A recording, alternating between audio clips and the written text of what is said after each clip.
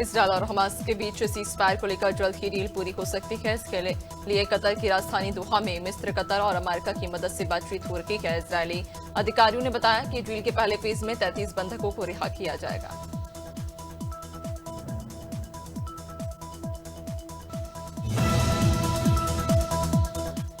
America के नवनिर्वाचित राष्ट्रपति डोनाल्ड ट्रंप कई बार कनाडा को अमेरिका का 51वां स्टेट बनने के ऑफर दे चुके हैं। इस मुद्दे पर लगातार विवाद बढ़ता जा रहा।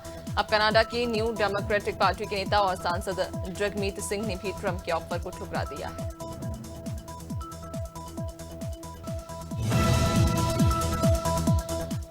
भारत बांग्लादेश बॉर्डर पर फेंसिंग के विवाद को लेकर भारत ने बांग्लादेश के डिप्टी हाई कमिश्नर नूरुल इस्लाम को तलब किया। जानकारी के मुताबिक भारत ने नूरुल इस्लाम से कहा कि सीमा पर फेंसिंग प्रोटोकॉल के तहत हो रहा है और इसमें दोनों देशों के बीच हुए समझौते का पालन किया गया है।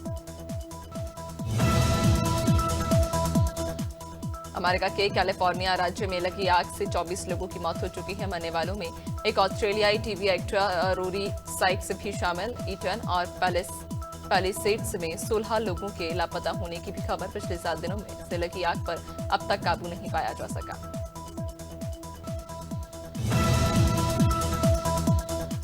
छत्तीसगढ़ में हाथी और बाघ जैसे वन्यजीवों की मौत पर राज्य शासन ने हाईकोर्ट को बताया कि प्रदेश के बाघों की सुरक्षा को लेकर उपाय किए जा रहे हैं। उत्तर प्रदेश के पीलीभीत टाइगर रिजर्व की तर्ज पर ग्रामीणों को बाघ मित्र बनाने का निर्णय लिया गया।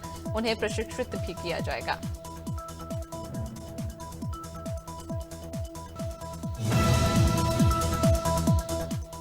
गोरखपुर में मकर संक्रांति पर सीएम योगी आदित्यनाथ ने गुरु गोरखनाथ को खिचड़ी चढ़ाई। नाथ पंथ की विशिष्ट परंपरा के अनुसार ब्रह्म मुहूर्त में गोरक्ष पीठाधीश्वर के रूप में उन्होंने खिचड़ी का भोग अर्पित किया और जनमानस की समृद्धि की मंगल कामना की। इसके बाद नेपाल राज परिवार की ओर से आई खिचड़ी चढ़ाई गई।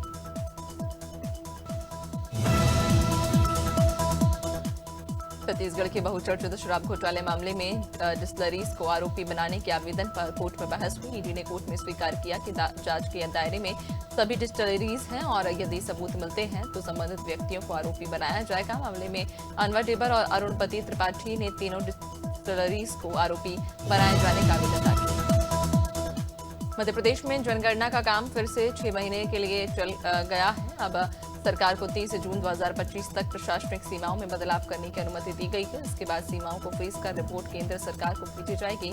जनगणना शुरू करने का फैसला केंद्रीय गृह मंत्रालय करेगा।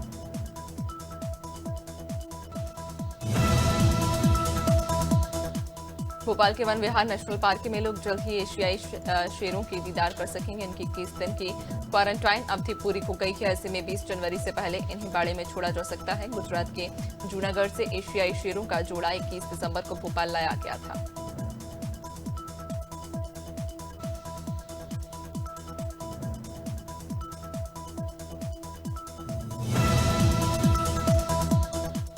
रेलवे ने इंफ्रास्ट्रक्चर डेवलपमेंट के चलते एक बार फिर छत्तीसगढ़ से होकर चलने वाली 9 ट्रेनों को कैंसिल कर दिया। इनमें मेमू और पैसेंजर ट्रेनें शामिल, जो 16 जनवरी से 19 जनवरी तक रद्द रहेंगी। इस दौरान रायपुर रेल मंडल के बैकुंठपुर सिलियारी सेक्शन में रोड अंडर ब्रिज निर्माण के लिए गर्डर लॉन्चिंग का काम किया जाएगा।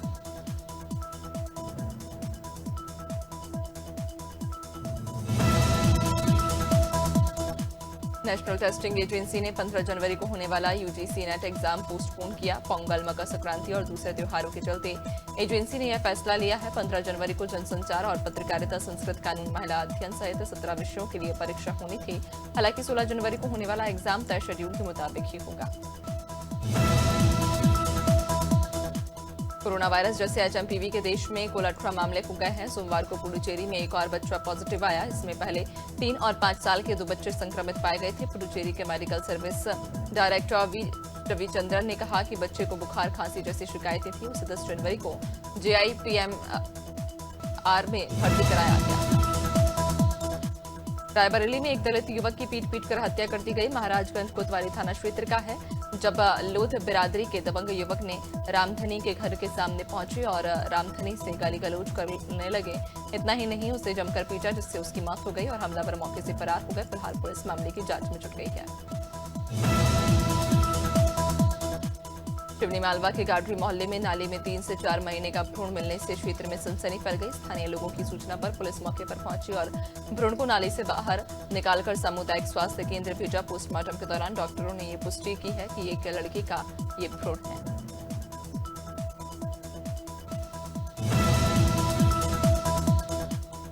एमदोही के औरई थाना क्षेत्र में एक गर्ल्स इंटर कॉलेज के चौकीदार की सिर कूचकर हत्या कर दी गई। यह घटना महाराजगंज में हाईवे से सटे दीनदयाल उपाध्याय महिला बालिका इंटर कॉलेज में घटी। विद्यालय प्रशासन ने इसकी सूचना पुलिस को दी। मौके पर डॉग स्क्वाड फॉरेंसिक टीम के साथ एडिशनल एसपी औरई थाना प्रभारी समेत पुलिस बल पहुंचा। इस मामले की कई बिंदुओं पर झाबुआ की ग्राम पंचायत मांडली में सरपंच पति ने एक ग्रामीण पर कच्चे से फायर कर दिया, जिसमें युवक के पैर में 3 गोली लग गई और वह गंभीर रूप से घायल हो गया। घायल युवक को झाबुआ जिला अस्पताल में भर्ती कराया गया। फिलहाल पुलिस ने मामले में 4 लोगों के खिलाफ प्रकरण दर्ज कर लिया है और आरोपियों की तलाश शुरू कर दी। मथुरा के गोवर्धन थाना क्षेत्र में एक दिल दहला देने वाली घटना सामने आई। एक 8 साल की मासूम बच्ची के साथ दुष्कर्म की घटना ने पूरे इलाके को हिलाकर रख दिया। बच्ची अपने घर की छत पर अकेली बैठकर पढ़ाई कर रही थी जब एक युवक ने उसे अपना शिकार बनाया। वहीं पीड़िता के परिजन ने थाने में पहुंचकर आरोपी के खिलाफ शिकायत दर्ज कराई। मुरादाबाद के कोतवाली कटघर इलाके से लफ्जिहात का मामला सामने आया। एक युवती ने मुस्लिम युवक और उसके परिवार के 7 सदस्यों पर लफ्जिहात का आरोप लगाया। युवती का आरोप कि युवक आसिफ ने हरिद्वार जाकर हिंदू धर्म अपनाकर शादी करने का वादा किया। उसके साथ कई बार शारीरिक संबंध बनाए। पीड़िता की तहरीर पर पुलिस ने प्रेमी आसिफ समेत 8 लोगों के खिलाफ केस दर्ज किया।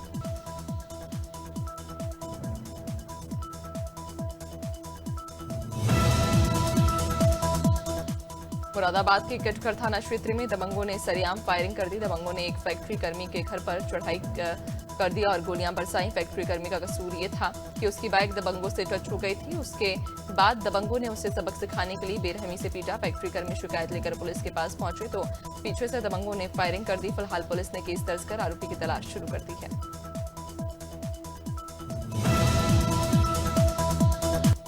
फिरोजाबाद के टूटला थाना क्षेत्र में पुलिस और बदमाश के बीच मुठभेड़ हुई। पुलिस की जवाबी कार्रवाई में गोली लगने से एक बदमाश घायल हो गया, जिसे पुलिस ने गिरफ्तार कर लिया। आरोपी के पास से कार चोरी का इंजन, मास्टर चाबी, अवैध असलहा, जिंदा कारतूस और खोखा कारतूस बरामद किया है।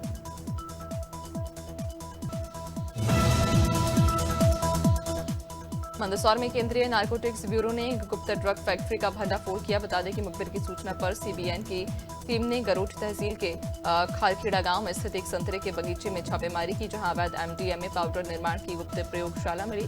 वहीं पुलिस ने एक आरोपी को गिरफ्तार किया, जिसने बताया कि ड्रग्स बनाने के रसायन पास के खेत में दबाए गए थे। जनपद कौशाम्बी के सैनी कोतवाली क्षेत्र में चोरों के हौसले बुलंद। बीती रात कृषि रक्षा इकाई में चोरों ने ताला तोड़कर लाखों रुपए की दवाएं चुरा ली, लेकिन पुलिस को भनक तक नहीं लगी। घटना के पास ही थाना अध्यक्ष का आवास होने के बावजूद चोरों ने पुलिस को चुनौती दी। इस वारदात के बाद क्षेत्रवासियों का पुलिस के प्रति भरोसा कम होता नजर आ रहा है। यूपी के शाहजहांपुर में एक चाइनीज मांझे से एक पुलिस सिपाही की दर्दनाक मौत के बाद प्रशासन हरकत में आया। लखीमपुर खीरी के बक्सा मार्केट में प्रशासन ने पतंग की दुकानों पर छापेमारी कर चाइनीज मांझू जब्त किया। दुकानदारों को भविष्य में इसकी बिक्री न करने की कड़ी चेतावनी दी गई।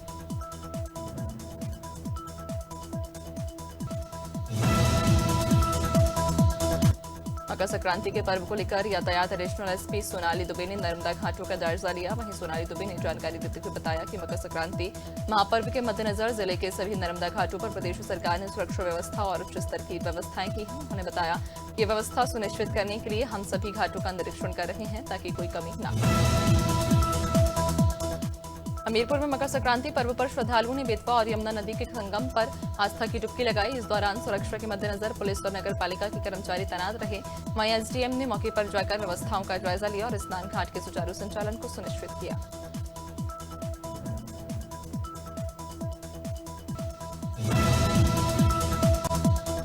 मकर संक्रांति के अवसर पर महाकुंभ में आस्था का जनसैलाब उमड़ पड़ा, जब करोड़ों श्रद्धालुओं ने तड़के संगम में अमृत डुबकी लगाई। महाकुंभ के पहले अमृत स्नान में श्रद्धालुओं का आस्था का प्रचंड वेग देखने को मिला। साधुओं के दर्शन के साथ लाखों श्रद्धालुओं ने पवित्र डुबकी लगाकर पुण्य अर्जित किया। कंपा देने वाली ठंड में श्रद्धालुओं ने संगम में स्नान किया।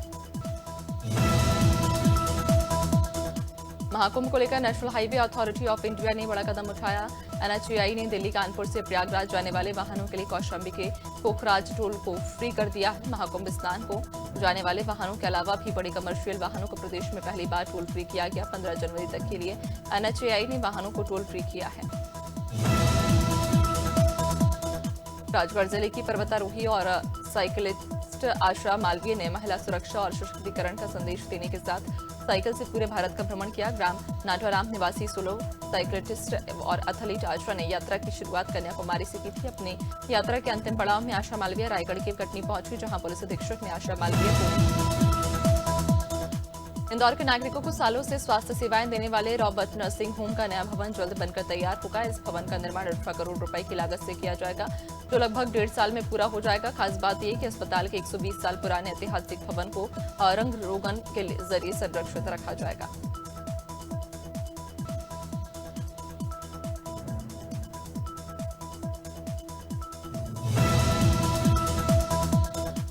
हफ्ते दूसरे कारोबारी दिन शेयर बाजार में तेजी देखने को मिल रही। सेंसेक्स 416 अंकों की तेजी के साथ 76,776 के स्तर पर कारोबार कर रहा। निफ्टी में 132 अंक की तेजी, ये 23,218 के स्तर पर कारोबार कर रहा। सेंसेक्स के 30 शेयरों में से 27 में तेजी और 3 में गिरावट।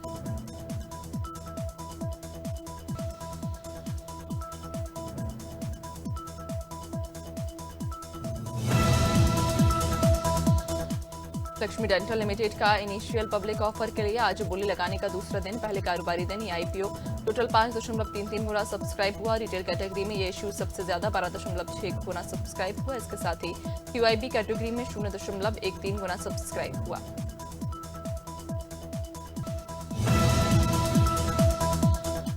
खाने पीने की चीजें सस्ती होने से दिसंबर में रिटेल महंगाई दर 4 महीने के निचले स्तर पर आ गई। जारी सरकारी आंकड़ों के मुताबिक महंगाई घटकर 5.22% हो गई है। इससे पहले नवंबर में महंगाई दर 5.48% पर थी। वहीं 4 महीने पहले अगस्त में महंगाई 3.65 पर थी।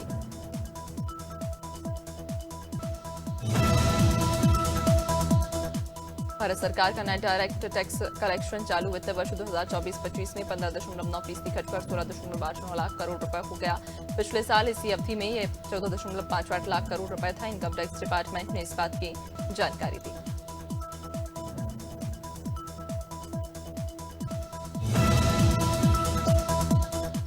आईटी कंपनी एचसीएल टेक का अक्टूबर-दिसंबर तिमाही में कंसोलिडेटेड नेट प्रॉफिट 5.54% बढ़कर 4,591 करोड़ रुपए हो गया। पिछले साल इसी तिमाही में कंपनी का शुद्ध मुनाफा 4,350 करोड़ रुपए रहा था। वहीं पिछली तिमाही में ये 4,235 करोड़ रुपए रहा था। स्टॉक ब्रोकिंग कंपनी ग्रो अपना इनिशियल पब्लिक ऑफरिंग लाने का प्लान बना रही है। मीडिया रिपोर्ट्स के मुताबिक कंपनी ने आईपीओ को लेकर कई इन्वेस्टमेंट बैंकर्स के साथ चर्चा की है। कंपनी आईपीओ से 7 से 8 बिलियन डॉलर की वैल्यूएशन पर लगभग 70 करोड़ डॉलर यानी कि 6,060 करोड़ रुपए जुटाना चाहती है।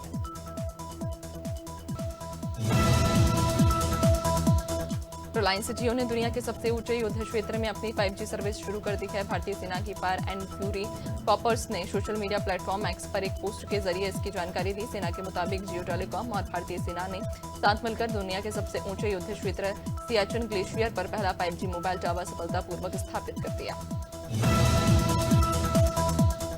2 बार के ओलंपिक मेडलिस्ट बैडमिंटन खिलाड़ी पीवी सिंधु विनोद कांबले की हालत से दुखी और उन्होंने अपने साथी खिलाड़ियों को आर्थिक मैनेजमेंट और सावधानी से खर्च करने की सलाह दी। 52 साल के विनोद कांबले की 21 दिसंबर को तबियत खराब होने के कारण ठाणे जिले में आकृति अस्पताल में एडमिट किया गया था।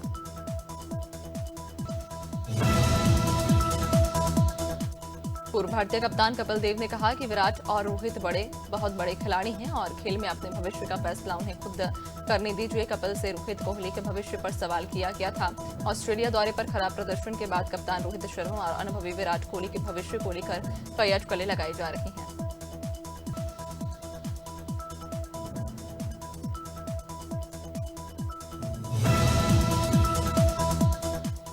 देवजीत सैकैया बीसीसीआई के सेक्रेटरी बने, जबकि प्रभतेज सिंह भाटिया को कोषाध्यक्ष चुना गया। दोनों रविवार को बीसीसीआई की स्पेशल जनरल मीटिंग में निर्विरोध चुने गए। सैकिया और भाटिया ने पिछले हफ्ते नामांकन भरा था। उनके अलावा किसी और ने नॉमिनेशन फॉर्म नहीं भरा।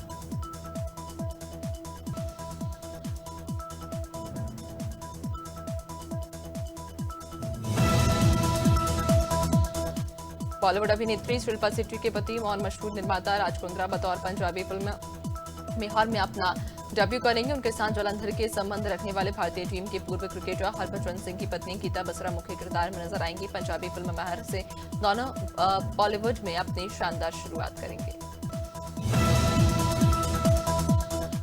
करीना करिश्मा और रणवीर के कजिन आदर जैन ने लॉन्ग टाइम गर्लफ्रेंड और मंगेतर अलीखा से शादी कर ली है। कपल की शादी गोवा में हुई, जिसमें उनके चंद दोस्त और करीबी रिश्तेदार शामिल हुए थे। क्रिश्चियन रीति रिवाजों से हुई शादी की झलक अब सामने आ चुकी है। करिश्मा कपूर नीतू कपूर इस शादी का हिस्सा बनी।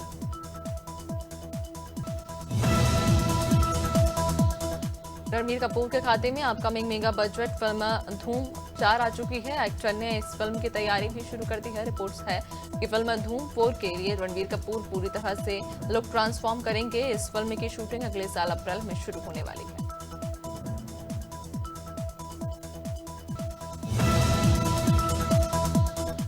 कंगना रनौत इन दिनों अपनी फिल्म इमरजेंसी को लेकर सुर्खियों में। इसी बीच एक इंटरव्यू में कंगना ने सलमान खान को अपना अच्छा दोस्त बताया। उन्होंने कहा कि सलमान के साथ उन्हें कई बार काम करने के मौके मिले, लेकिन अब तक ऐसा नहीं हो सका। फिर भी कंगना ने उम्मीद जताई कि भविष्य में उनके साथ काम करने का मौका जरूर मिलेगा।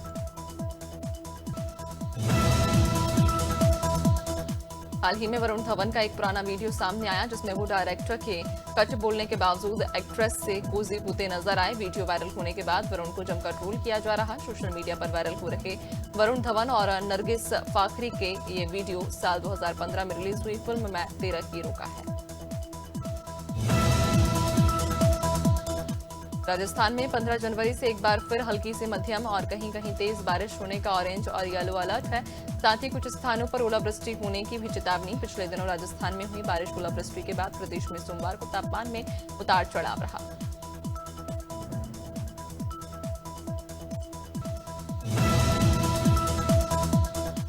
मकर संक्रांति पर मध्य प्रदेश में कोहरे का असर रहा। भोपाल ग्वालियर समेत 20 से ज्यादा जिलों में कोहरा छाया रहा। 15 जनवरी को मावठा गिरेगा। वेस्टर्न डिस्टर्बेंस की वजह से भोपाल, इंदौर, ग्वालियर और उज्जैन संभाग में बारिश हो सकती है। सिस्टम के गुजरने के बाद 17 जनवरी से ठंड का असर फिर बढ़ जाएगा।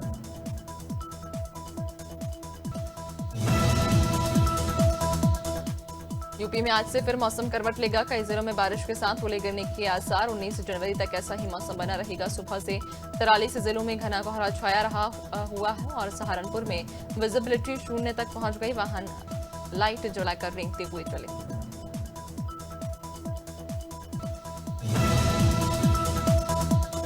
छत्तीसगढ़ के उत्तरी हिस्से यानी सरगुजा संभाग में कड़ाके की ठंड पड़ रही है। यहाँ अगले 48 घंटों में रात के तापमान में 2 से 3 डिग्री तक की गिरावट हो सकती है। उसके बाद न्यूनतम तापमान में बढ़ोतरी का दौर शुरू हो जाएगा। सोमवार को गौरेला पेंड्रा मरवाही सबसे ठंडा रहा। यहाँ दिन का तापमान 18.5 डिग्री रहा, जो नॉर्मल से 6.2 डिग्री कम था।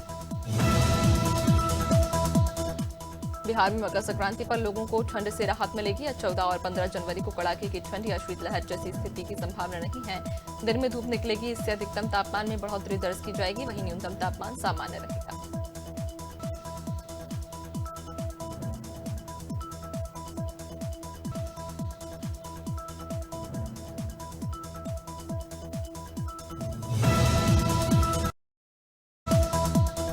झारखंड में वेस्टर्न डिस्टर्बेंस का असर अब साफ दिख रहा है। वेस्टर्न डिस्टर्बेंस के कारण आकाश में बादल छाए हैं, इससे न्यूनतम तापमान चढ़ गया। कई जिलों का न्यूनतम तापमान 2 से 3 दिनों में 5 से 7 डिग्री सेल्सियस तक चढ़ा। सोमवार को राज्य के अधिकतर जिलों का तापमान 10 डिग्री सेल्सियस से अधिक रहा।